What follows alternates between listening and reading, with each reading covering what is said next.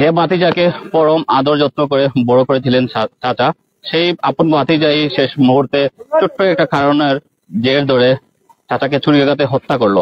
এমন নৃশংস ঘটনা ঘটেছে সিলেটের, আজকে আমরা যেতে বড়গুলো তার জালালাবাদ থানাধীন ক্ষেত্রে হত্যা করা হয়েছে। তিনি একজন মাদ্রাসা শিক্ষক।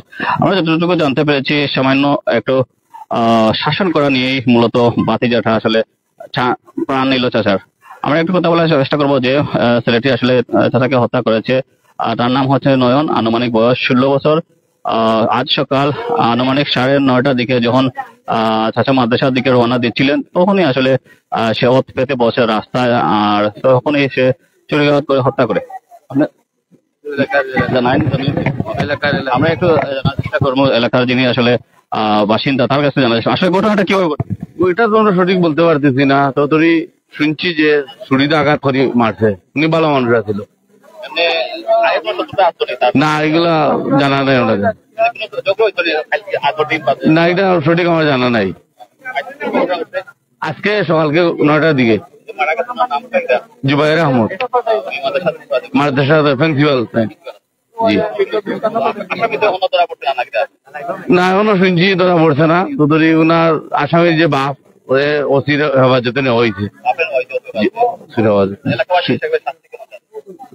শাস্তি হোক, মৃত্যুদণ্ড ফাঁসি হোক, আর উপযুক্ত শাস্তি হওয়ার দরকার। নাহলে তো এই ধরনের আরো ঘটনা ঘটবো এলাকার, অন্য আরো ঘটনা ঘটবো। এর লাগি উপযুক্ত শাস্তি হোক, ফাঁসি হোক।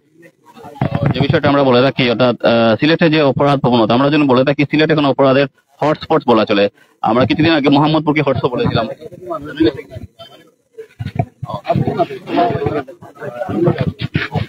আমরা যেটা বলেছিলাম, অর্থাৎ গত কয়েক মাস আগে আমরা মোহাম্মদপুরকে অপরাধের হটস্পট বলে ভাবতাম, ঢাকার মোহাম্মদপুর। কিন্তু এখন আসলে বলা চলে যে সিলেট হয়ে গেছে অপরাধ হটস্পট। প্রতিদিনই কোথাও না কোথাও একটা না একটা আসলে মৃত্যুর খবর আমাদেরকে সংগ্রহ করতে হয়, আপনাদের সামনে উপস্থাপন করতে হয়। তারই প্রেক্ষাপটে আজকে আমরা হাজির হয়েছি সিলেটের জালালাবাদ থানাধীন বড়গুল এলাকায়। আমরা যদি বলে থাকি এটা আর অবস্থান হচ্ছে অর্থাৎ শাহজালাল বিজ্ঞান ও প্রযুক্তি বিশ্ববিদ্যালয়ের পিছনের অংশে। এই এলাকাটা অনেকের কাছে অপরিচিত থাকতে পারে, তাই শাহজালাল বিজ্ঞান ও প্রযুক্তি বিশ্ববিদ্যালয় বলা চলে এলাকা। আজ সকাল আনুমানিক 9:30টার দিকে যখন চাচা মাদ্রাসার দিকে রওনা দিচ্ছিলেন, তখনই আসলে এই ঘটনাটি ঘটে। ওকে, আমরা একটু জানার চেষ্টা করবো আসলে এই এলাকার একজন বাসিন্দা আসলে ঘটনা। আসসালামু আলাইকুম। তো আজকে সকালে আমরা শুনতে পাই যে আমাদের 37 নং ওয়ার্ডের এই আখালিয়া বড়গুল অঞ্চলে একটি মার্ডার হয়।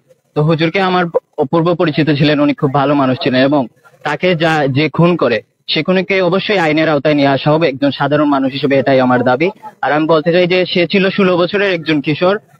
আমি শুনেছি যে সে মাদকাসক্ত ছিল এবং ওনার যে ছোট ছেলে তারও নাকি বন্ধু ছিল। তো উনার গতকালকে ওনার ছেলেকে নাকি সে গিয়ে ডাকতেছিল যে তার সাথে আড্ডায় যাওয়ার জন্য, তার সাথে ঘুরতে যাওয়ার জন্য, কিন্তু হুজুর বলেছেন যে তুমি কেন আমার ছেলেকে এসে ডাকাডাকি করতেছো, তুমি এখান থেকে চলে যাও। এরই জের ধরে পরদিন সকালে সে এখানে এসে উপস্থিত হয়েছিল এবং একটু ক্ষোভ নিয়ে এসেছিল যে ওনাকে সে মারবে, এমনটাই আমরা শুনতে পাচ্ছি। তারপরে ওনাকে অনেকগুলা স্টেপ করে অনেকগুলো আঘাত করে, তারপরে ওনার পেটের মধ্যে ছুরি দিয়ে আঘাত করার ফলে যখন সে হয়তোবা ছুরি বের করতে চেয়েছিল, তখনটায় ওনার ভর বের হয়ে যায় এবং উনি ওইখানেই মারা যায়। এবং আমরা শুনতে পাই যে ওনার পরিবারের যে খুন করেছে সেই খুনির মা এবং বাবাকে নিয়ে যাওয়া হয়েছে। এটা কতটুকু সত্য আমরা জানতে পারিনি, কিন্তু আমরা একজন সাধারণ মানুষ হিসেবে এটির সুষ্ঠু তদন্ত দাবি করছি। আমরা আমাদের পুলিশ প্রশাসনের কাছে জানতে চাই যে আমরা এটাই দাবি জানাবো যে তারা যেন এটি সুষ্ঠু তদন্ত করে এবং প্রকৃত খুনিকে যেন আইনের আওতায় নিয়ে আনা হোক। আমার এটা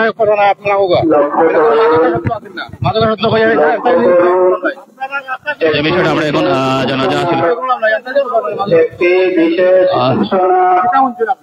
জানাজা এই মুহূর্তে অনুষ্ঠিত হচ্ছে।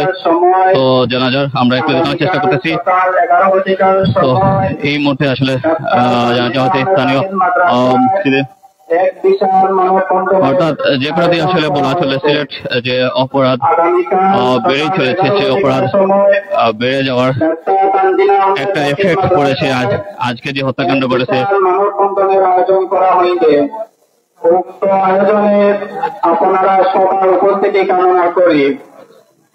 একটি বিশেষ ঘোষণা আগামীকাল সকাল 11 ঘটিকার সময় ডাক্তার তানজিন আহমেদ দাখিল মাদ্রাসার এক বিশাল মানববন্ধনের আয়োজন করা হয়েছে।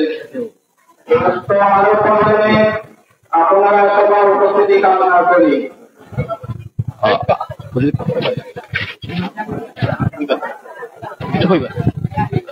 জানার চেষ্টা করবো মাদ্রাসা হুজুরের কাছে।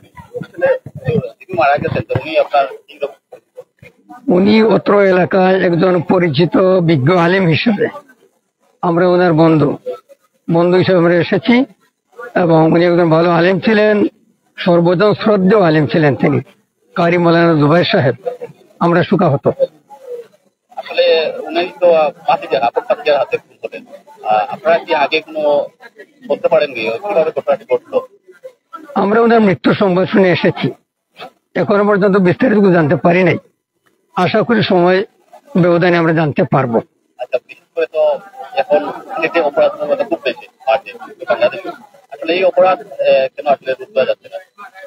এই ব্যাপারে কথা বলতে চাচ্ছি না আমরা, কারণ যেহেতু আমরা সাধারণ জনগণ, সকল বিষয়ে আমরা অবগত নই। তার এখন শাস্তি কি চান যে হত্যা করলো? আমরা সুষ্ঠু তদন্তের মাধ্যমে যে অপরাধী তার অপরাধের শাস্তি চাই। যদি শাস্তি দেওয়া না হয় আরো অপরাধ বাড়বে। সুতরাং এই বিষয়ে প্রশাসন যেন ছাড় না দেয়, সুষ্ঠু তদন্তের মাধ্যমে অপরাধের শাস্তি পাবে, আর নিরীহ জনগণ যেন হয়রানির শিকার না হয়, এটা আমাদের এলাকাবাসীর দাবি। যে বিষয়টা আমরা আসলে বলছিলাম, উনি আসলে এই অত্র এলাকার বিজ্ঞ একজন আলেম, যে কথাটি আসলে সামান্য একটা কথা কাটাকাটি যে দরে আসলে এই হত্যাকাণ্ডটা ঘটছে। আমরা যতটুকু জানি সকালে এই ঘটনাটি ঘটেছে। যে কথা বলতেছিলাম, আসলে অপরাধের প্রবণতা এত বেশি বেড়ে যাওয়ার কারণে আসলে কেউ কাউকে আসলে ছাড় দিচ্ছে না। আমরা দেখতে পাচ্ছি ভাইকে, বন্ধুকে, এবং সর্বশেষ যেটা আজকে আমরা নিয়ে হাজির হলাম, অর্থাৎ ভাতিজা চাচাকে খুনের মতো ঘটনা ঘটালো। তো এই ধরনের ঘটনা আসলে ঘটতেছে কয়েকটি কারণে। একটা হচ্ছে পারিবারিক কলহ আছে, অর্থাৎ সামাজিক অবক্ষয় আছে। তার পাশাপাশি আইনের যে অর্থাৎ বিচার ব্যবস্থার যে পরিস্থিতি, বর্তমানে যে অবস্থা, সেটা আসলে হচ্ছে না, অর্থাৎ বিচারের অভাবে এই ঘটনাটি ঘটছে। অর্থাৎ আমরা যদি বলে থাকি এই জায়গাটি হচ্ছে অর্থাৎ জালালাবাদ থানাধীন ইয়াগুল এলাকা, বড়গুল বড়কুল এলাকা। এটা সহজ লোকেশন বলতে চাই, তাহলে শাহজালাল বিজ্ঞান ও প্রযুক্তি বিশ্ববিদ্যালয়ের পিছনের একটা এলাকা। অনেকের কাছে অপরিচিত হতে পারে, আসতেও আমার অনেকটা বেগ পেতে হয়েছে। তো আজকে উনি মারা যান সকাল আনুমানিক 9:30টার দিকে, যখন মাদ্রাসায় যাচ্ছিলেন। তো উনার মারা যাওয়ার পর থেকে আসলে পুরো সিলেটে আরেকটা কালো অধ্যায় আসলে আমরা দেখতে পাচ্ছি। উনি যেহেতু একটা মাদ্রাসার টিচার ছিলেন, তো ওনার যারা পরিচিত জন আছেন তারা সবাই এসেছেন, শোক জানিয়েছেন। সেই সাথে এলাকাবাসী একটা দৃষ্টান্তমূলক শাস্তি চাচ্ছেন। যিনি অপরাধী, সে আসলে পলায়ন করেছে, তাকে ধরে আইনের মাধ্যমে বিচারের আওতায় আনা উচিত বলে মন্তব্য করছেন স্থানীয়রা। এবং সেই সাথে বলা চলে যে অপরাধ প্রবণতা বাড়ার কারণ একটাই, যে সামাজিক অবক্ষয়, পারিবারিক যে বন্ধন, সেটা আসলে বিঘ্ন হচ্ছে।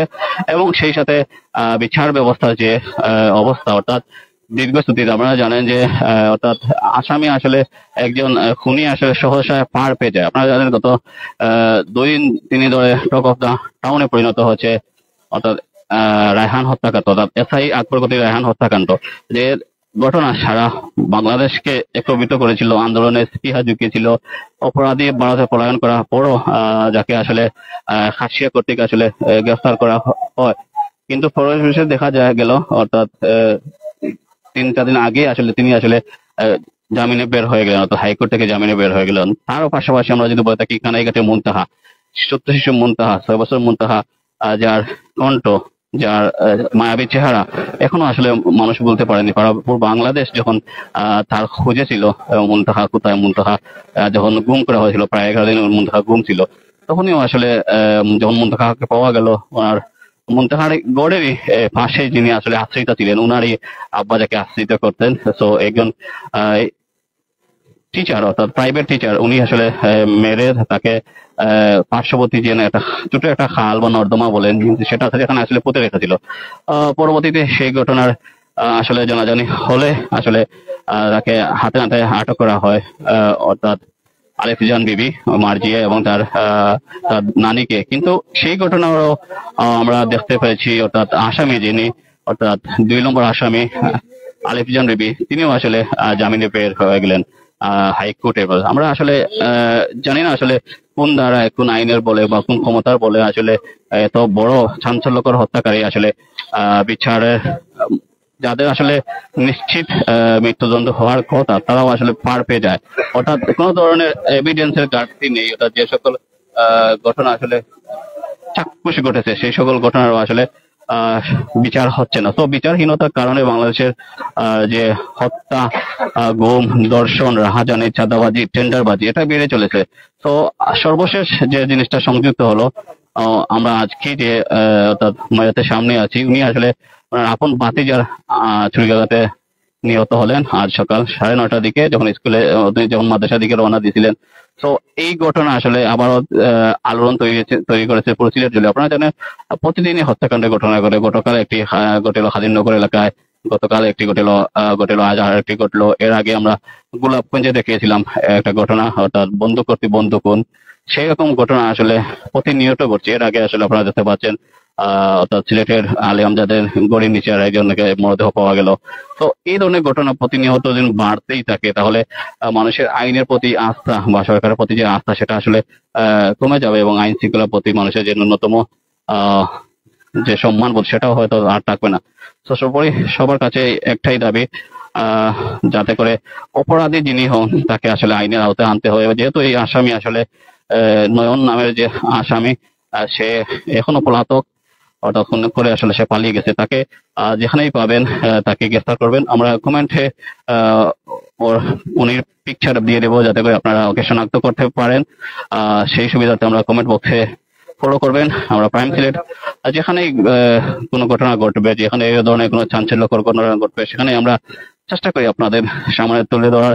যতই কষ্ট হোক, যতই দূর দূরান্ত হোক, আমরা সেটা আসলে সেই পথ মারিয়ে সেখানে দুর্গরায় পৌঁছে যাই, যাতে করে যারা ভুক্তভোগী আছেন তারা উপকৃত হন। যাতে আমরা জানাতে চাই পুরো দেশবাসীকে, পুরো সিলেটবাসীকে আমরা যে অপরাধের স্বর্গরাজ্যে পরিণত হয়েছে এখন সিলেট, এই সিলেটকে বাঁচাতে হবে। এই সিলেটকে যে অপরাধ প্রবণতা দিনের পর দিন বাড়ছে, সেখানে এই ধরনের ঘটনা যদি প্রতিনিয়ত বাড়তেই থাকে তাহলে সামাজিক যে অবক্ষ এবং রাষ্ট্রের প্রতি মানুষের যে স্বাভাবিক যে শ্রদ্ধা সেটা হয়তো কমে যাবে। এবং আমরা যদি বলে থাকি 5 আগস্টের পর থেকে অপরাধ প্রবণতার হারটা অর্থাৎ ড্রামাটিক্যালি ইনক্রিজ হয়েছে। তারই ফলশ্রুতিতে আসলে এখন এই ঘটনা ঘটে। অর্থাৎ বলা চলে যে আইনের প্রতি যে শ্রদ্ধা এবং বিচার বিভাগের প্রতি যে ভয়ভীতি থাকার কথা সেটা আসলে আসামির পক্ষে যিনি অর্থাৎ অপরাধী তার আসলে সেরকম ভীতি থাকে না। সেই ভীতি না থাকার কারণে এ ধরনের ঘটনা প্রতিনিয়ত ঘটছে। তো যে বিষয়টা আমরা সর্বশেষ বলতে চাই, অর্থাৎ প্রাইম সিলেট আছে সবখানে, যেখানে অপরাধ সেখানেই প্রাইম সিলেট। আপনারা আমাদের সব জায়গায় পৌঁছে দিতে সাহায্য করবেন। কোন ধরনের ঘটনা, অনাকাঙ্ক্ষিত ঘটনা, এই ধরনের হত্যা, খুন, গুম, ধর্ষণ, চাঁদাবাজি, লুট, কোনো ধরনের তথ্য পেলে আমাদেরকে অবগত করবেন। আমি সুজন আহমেদ প্রাইম সিলেটের পক্ষ থেকে পৌঁছে যাব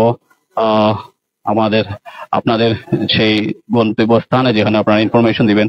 আমরা আবার লোকেশনটা বলে দিই। এই লোকেশনটা হচ্ছে সিলেটের বড়পুল যেটা বলে, এটা লোকেশন হচ্ছে অর্থাৎ শাহজালাল বিজ্ঞান ও প্রযুক্তি বিশ্ববিদ্যালয়ের পিছনের অংশ। সহজ কথা, এর বাইরে আসলে ক্লিয়ার বলা কঠিন। এটা জালালাবাদ থানাধীন অবস্থিত। তো আমরা যে কথাই বলতে চাই, আজকে যিনি অর্থাৎ পরম যত্নে লালন করতেন চাচা ভাতিজাকে, আপনারা জানেন, আপনারা ভাতিজি থাকলে, বাগনা থাকলে কি পরিমাণ মায়া আদর করে থাকেন, সেভাবে তো তিনি আসলে লালন পালন করতেন। কিন্তু একটা সময় যিনি যখন শাসন করলেন, এই শাসনটাই আসলে তার জীবন নাশের কারণ হয়ে দাঁড়ালো। আমরা চাই না আসলে এ ধরনের ঘটনার পুনরাবৃত্তি হোক, দেশে আইনের শাসন প্রতিষ্ঠিত হোক, সামাজিক শৃঙ্খলা ফিরে আসুক, পারিবারিক বন্ধন অটুট হোক। ধন্যবাদ সবাইকে। আমি এতক্ষণ সুজন আহমেদ লাইভে যুক্ত ছিলাম।